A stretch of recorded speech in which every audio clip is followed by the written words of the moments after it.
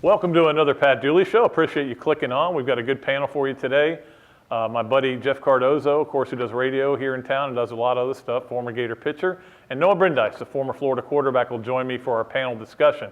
Obviously, last Saturday's game in Vanderbilt, I think Gator fans kind of thought it was a trap game, but they also thought there was a chance for a blowout, and it kept looking like it was going to be one. You know, they get the sack and the fumble, they get the run by Driscoll, they get the kickoff return, all those things happen, and the special teams really kind of bailed them out, but they just couldn't get over the top and blow them out. A lot of it was because of play calling, because Will's a guy who's going to take that 3 points and get that 10-point lead.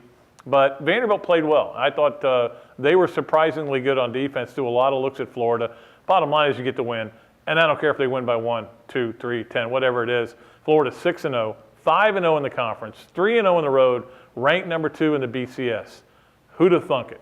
I don't think even you Gator fans who are total optimists never could have dreamed that it would go this well this far for Florida. We talked about, September being so big for Florida, and they got through that unscathed. October would really tell you what they are, and so far, so good with the wins over LSU and at Vanderbilt. But obviously coming up this week, South Carolina, huge game for Florida, huge game for South Carolina. In fact, it may be bigger for South Carolina because they lose this game, they're pretty much done in the East. Florida, be tough for them. They'd have to win out and hope South Carolina lost another game. But I think it's bigger almost for South Carolina, especially coming off the loss. Now, obviously, South Carolina's defense was shredded by the run. LSU, is it me or does LSU always have a 225-pound back in reserve? I mean, they just bring them out one after another. They can all run. Jeremy Hill was the guy this time that killed South Carolina, and they didn't run the ball at all. You would look at that and say, hey, wait, they couldn't run the ball. Florida's pass defense is pretty good. Florida's running game is pretty good. Sets up for a Florida win, right? Well, but every game's its own game. You've got to wait and see what happens. Certainly, they're going to make some adjustments. Florida with its injuries issues, and we're not going to know. Trust me on this. You're not going to know who really is fine, to quote Will Muschamp, until the game starts, until at least they run out there to warm up. Because these injuries that they have, whether it's Harrison, Wilson with his eye, a concussion with Xavier Nixon, they think they're going to be ready to go, but they don't know for sure. So it'll be interesting to see who is dressed out for this game, whether Dominic Easley, who, by the way, was scoped a couple of weeks ago, and then the knee felt something in his knee during practice last week and had to sit out the game. All these guys, they're banged up in a lot of areas. How healthy they are could have a lot to do with how successful they are. Now, you hope guys can step up and replace the guys that are hurt. That's been their theme all year, man down, man up. But you don't know against a physical line like that. Jadeveon Clowney, Delvin Taylor, these guys are they're typical SEC defensive linemen. And they're going to be hard to protect for Jeff Driscoll, and it's going to be hard for them to get a running game going. Now, one thing you can do with Clowney is you can run at him sometimes. And I think you'll see Florida try that. He can be blocked, but he's blocked a lot easier on running plays than passing plays because he's got such great speed. But it'll be interesting. It'll be exciting. It'll be fun. I mean, 3:30 game day is here. I think game day is here because of some other things that happened. I think they might have gone to that big Kansas State-West Virginia game if West Virginia didn't lay an egg because you'd had 2 undefeateds there. But they're here, and that's all that really matters. Florida, 35th appearance on College game day, which is by far the most in the country.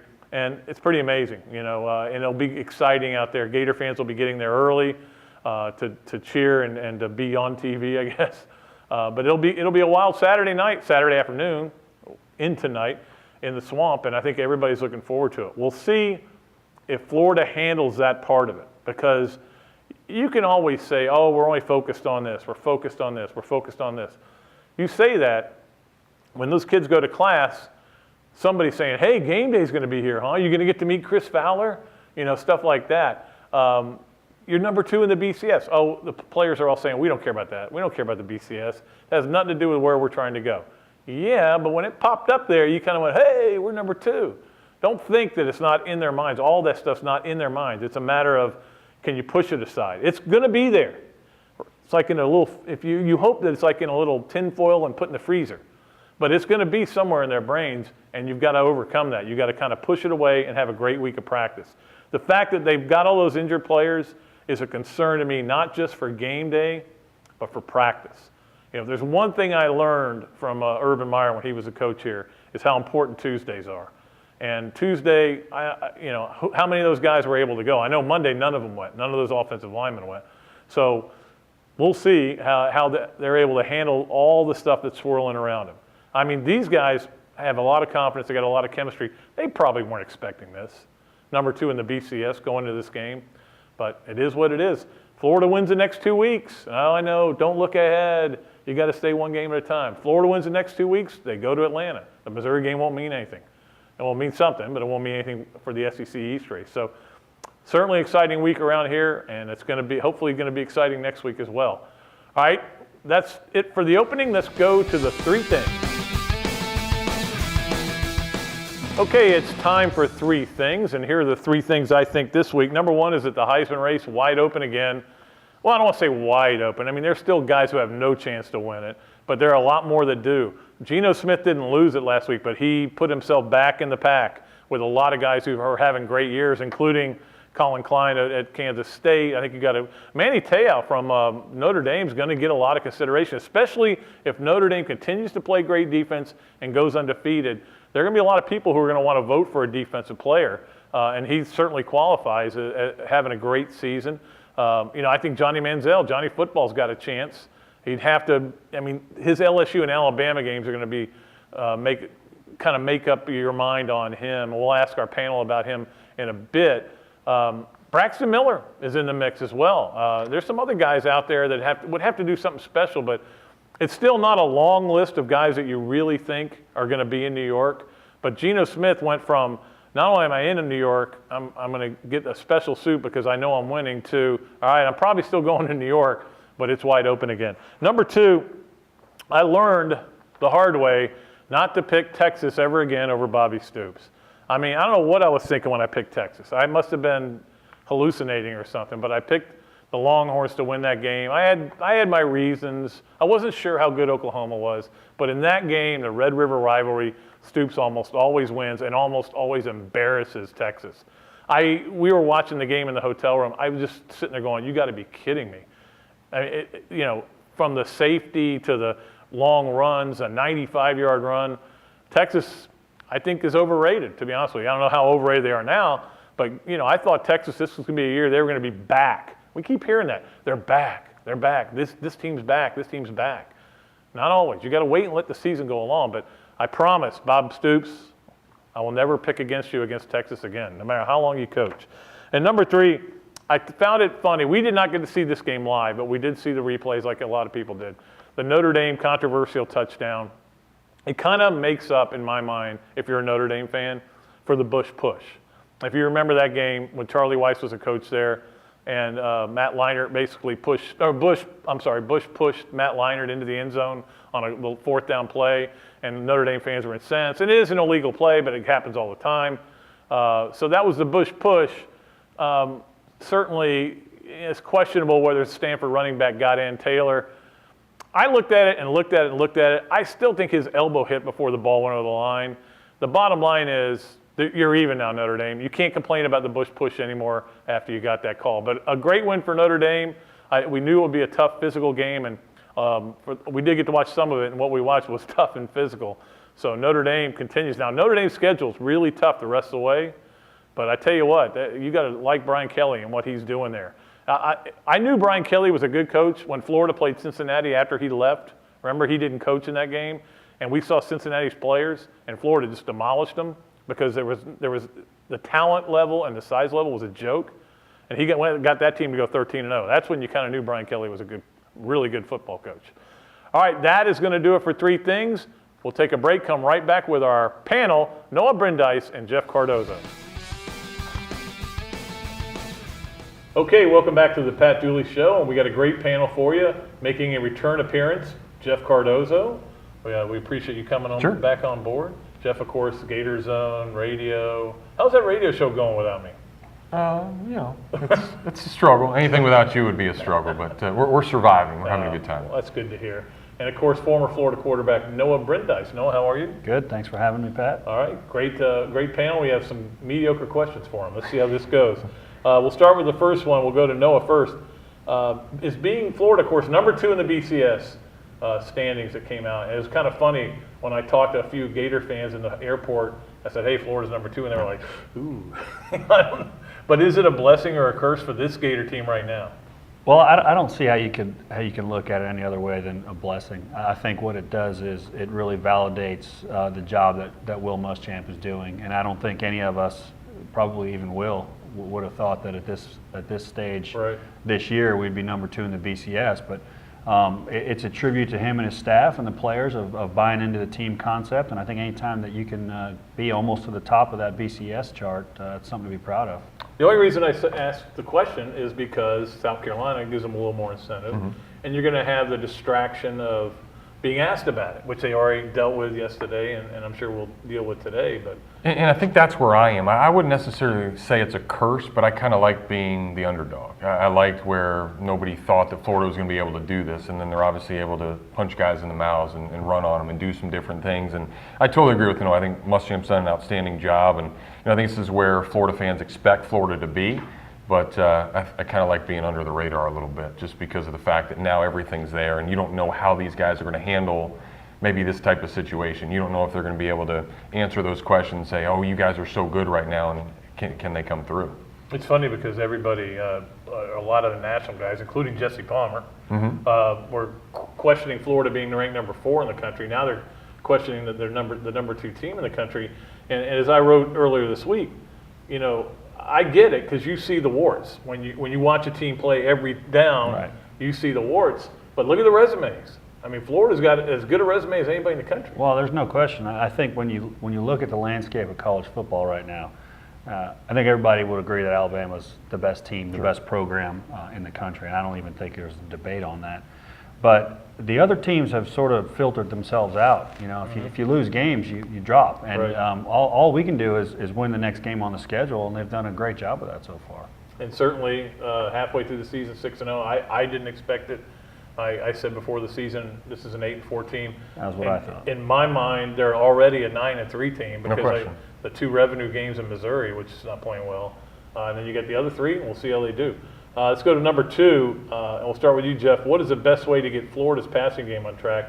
They only ranked last in the SEC in passing. They won back-to-back games, difficult games, with under 100 yards of passing.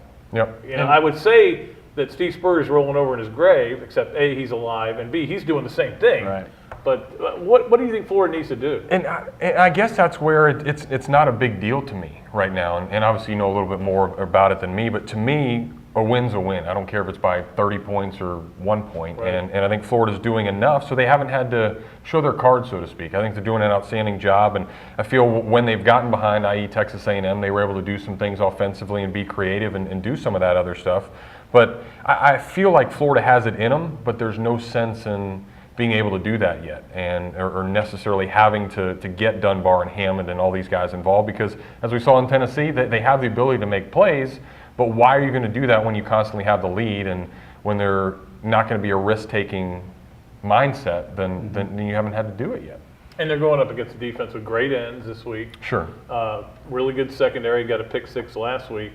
But it's funny, I asked Will about it after the game in Nashville, and he said, we're seeing it in practice. We're seeing a really good passing game in practice. It just hadn't translated to the field in some ways because they haven't tried to. 0 passing yards in the second half against Vanderbilt. Well, and I think that's a product of what their mindset is as not only as an offense but an entire football team. I think that this team is playing as well collectively with offense, defense, and special teams, and there's a synergy between them. When you run the ball effectively and you play great defense and you play good special teams, you rarely lose. Right. But having said that, from the coaching perspective, you always try to fix what's not working very well. And obviously the passing game is not where it needs to be. We haven't needed it yet. But there's going to be a time, it may be this week, where Jeff Driscoll's got to take the ball, go down in a 2-minute situation, hit some passes from the pocket, and make plays that way. So that's why I think that it bothers probably Coach Peace that they are last in the SEC in passing yards. But it's not a problem that you can just call out Jeff Driscoll and say it's him, because Trey Burton dropped a few balls there has been at times a few protection issues. So it's a unit-wide issue that's got to be dealt with. But I really think if you had to pinpoint the reason, I just don't think that there's that playmaking wide receiver that we've seen here in years past. And I think that guy, I hate to say it, he's probably not on this roster right now. He's probably in high school still. So we've got to do, dance with who brought you, I guess. And right now we're running the ball great, and the other aspects of the team are playing well also. It's funny because the 5-star guys they've gone are all gone. Sure. Whether it's Story or Dunkley, guys like that are all elsewhere. And, they've missed on some guys. I think they have some guys who have potential, but you hit it right on the head with Burton. If he catches those 2 balls, they're over 100 yards. Totally different. It's totally different stat. Number 3, if Johnny Manziel lights up LSU, is he a Heisman contender? Noah, I know you've been watching this guy. Yeah, he can play. And I've said before, Florida's second half against him may be the most impressive thing I've seen all year because they shut him out totally. Nobody else has even come close. Yeah, when you look back on that game, it's a lot more impressive in hindsight now to see what they've been able to do offensively since then. It was probably a blessing in disguise, and we didn't know how to take it going into that game that they hadn't played yet.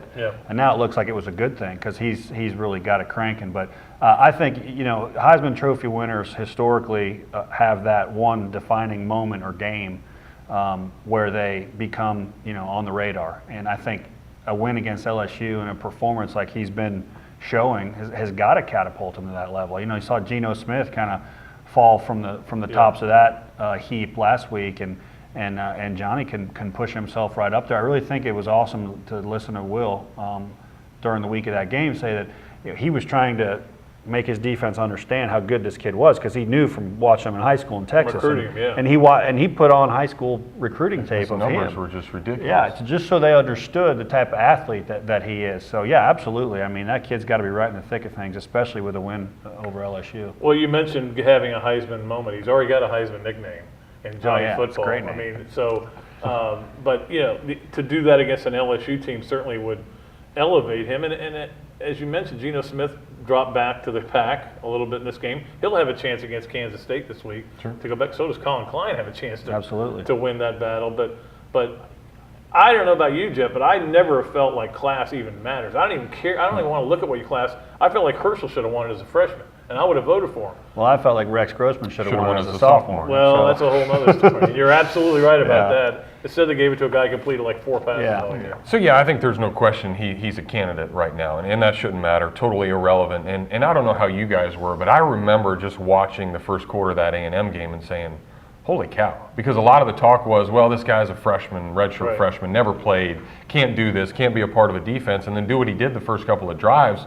It's like, oh my goodness, this guy can play. Yeah. And then obviously Florida was able to adjust. And then again, it goes back to how great this staff has been and making those halftime adjustments and doing what they've been able to do, because you look back on that guy is truly tremendous to be able to run and throw like he does. Based on the style of play that Kevin Sumlin's going to play, he's going to have his attempts, he's going to have his yards. So if they're able to win those big games, then a guy like that gets thrown right into the mix right away. And he's going to have opportunities with LSU and Alabama still to come. But again, they've only lost one game to the Mighty Gators so far. So I love watching the kid play. I don't know how many people stayed up late and watched the end of the La Tech game, but it was great. I like offensive football. Some people like. We're not seeing much of it in the SEC anymore. Not too at much. Least in the East. Number 4, who's done a better coaching job of the undefeated coaches with a Gator connection? Dan Mullen, Charlie Strong, or Urban Meyer? Go to you, Jeff.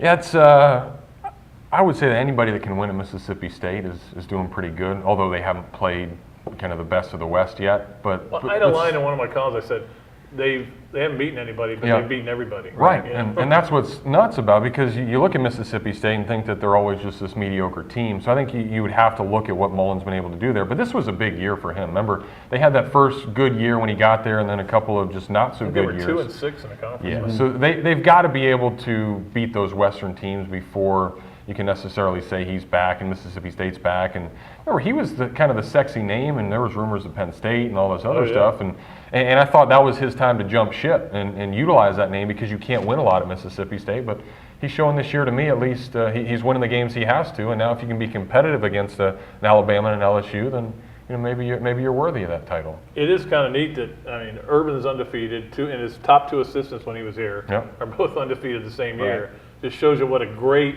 and I think this is something that is lost on Gator fans about the 2010 season that was a disaster. All those guys were gone. Right. Both those assistants were gone. Tebow was gone. That's a bad combination. I'll reserve judgment on Mississippi State until they get into the meat of their schedule. Not to take anything away with the job he's done, but I think a lot of praise has got to be heaped on Charlie for what he's done at Louisville, especially considering the state of that program when he took it over. I mean, that was a program that under Bobby Petrino was doing really well, and I sort of felt like Steve Cragthorpe would just kind of keep it going that way, and it went the opposite way. So what Charlie's done has been tremendous, and if I'm that Louisville athletic director, I act pretty quick and trying to sew him up for the long term because I think he's going to have some options. Arkansas, who knows what happens with Auburn, Tennessee. I mean, those are 3 jobs that most of the time people would leave Louisville for. It's interesting. I wrote this column earlier in the year where I talked about Zook luck, because Zook has the unluckiest coach ever, right? No and the guy who followed him was very fortunate. All the reversals went his way. Well, the Urban luck has continued. He goes to Ohio State. The Big Ten is atrocious, and so he's undefeated. Now, he's done a good job up there, but that's a bad league.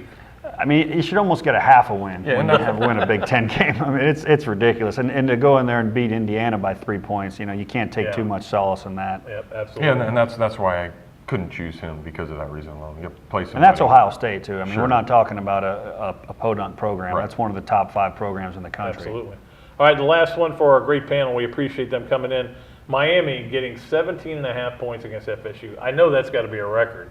But would you take it, Jeff Cardozo? If somebody came to you and said, I'll give you Miami 17.5 for a Diet Coke and a chili sandwich. Chili sandwich. Chili sounds good. I haven't eaten it today. Okay.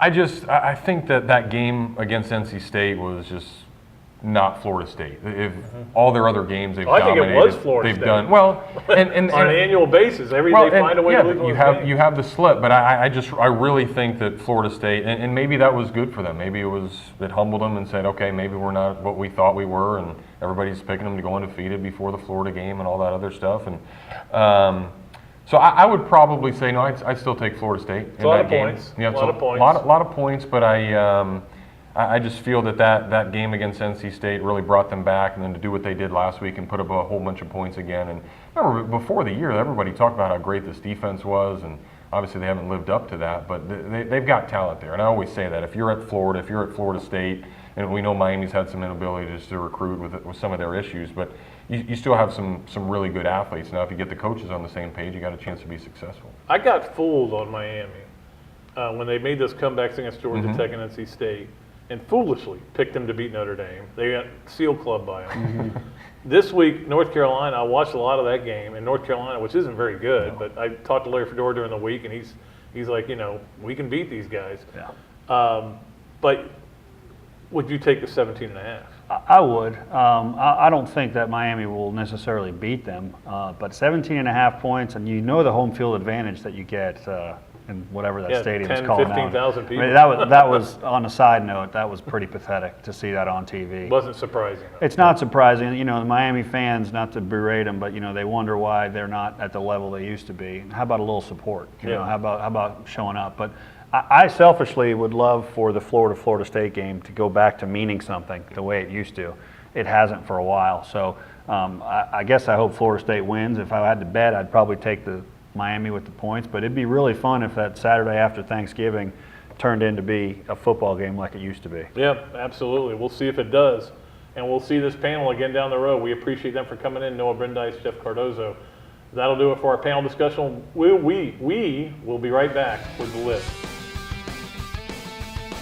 All right, again, thanks to our panel. We appreciate them coming in to do that, and I thought pretty good panel as well. It's time for the list, and of course, do 5 things every week on the list. This week, with the BCS coming out, and of course, you look through it, and there's all kinds of questions. And Florida #2, is that too high? And the SEC totally dominating the top 10, as you would expect. But the greatest thing about the BCS standings this year is that we won't have to deal with it anymore. They may actually come out with BCS standings in the future when we go to this 14 playoff, but they will be a guide. Hopefully they do it the right way, which is really hopeful because with the NCAA and the BCS commissioners, you never know what's going to happen. But hopefully they're going to come up with a committee of smart people who know college football and don't have agendas. You know, people like Stuart Mandel and Dennis Dodd, Tony Barnhart, guys like that who I know, and they will be fair. And they will take, even if it's the BCS standings, even if it's the AP poll, if it's computer rank, whatever it is, and they will use those as guides the way they do in college basketball. You know, where they look at everything and they go, okay, now we're going to make our decision. With that in mind, my list this week is the 5 things I won't miss about the BCS. Number 1, is it coming out halfway through the season? I mean, I know that it's done, and a lot of people say you shouldn't have polls before the season. I don't agree with that because I think it's cooler if you got 2 versus 5 versus Texas versus Oregon or whatever.